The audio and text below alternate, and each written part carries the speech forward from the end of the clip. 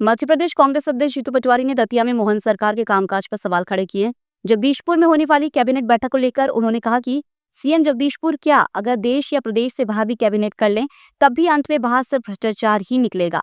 उन्होंने चुटकी लेते हुए कहा कि यदि मंत्रियों से विभाग छीनने की प्रक्रिया ऐसी ही चलती रही तो पूरी कैबिनेट ही खाली हो जाएगी, क्योंकि पूरा कुनबा ही भ्रष्टाचार में डूबा है।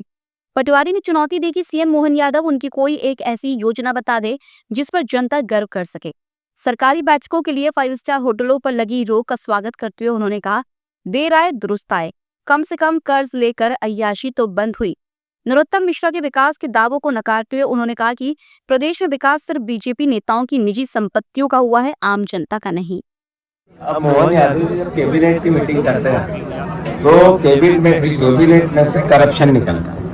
अभी उन्होंने एक मंत्री का विभाग लिया, अगर ऐसे विभाग लेते रहे तो सारे मंत्री खाली हो जाए, क्योंकि सब भ्रष्ट है। तो मैं समझता हूँ अब जगदीशपुर में करें या देश से प्रदेश से बाहर जाकर मीटिंग करें, लोगों में 2.5 साल में एक भी ऐसी योजना जो मोहन यादव की हो, लोग कहें कि ये इस 2.5 साल में मोहन यादव जी की उपलब्धि है। मैं आपसे पूछना चाहता हूँ, कोई हो तो बता दें। तो नहीं है, तो अब उनका नैरेटिव एक तरह से इस बारे में समाप्त हो चुका है। मैं मानता हूँ दतिया का चुनाव एक निर्णायक चुनाव है और प्रदेश की दिशा और दशा दोनों तय। तो मैं समझ नहीं पा रहा था विकास किसका होगा।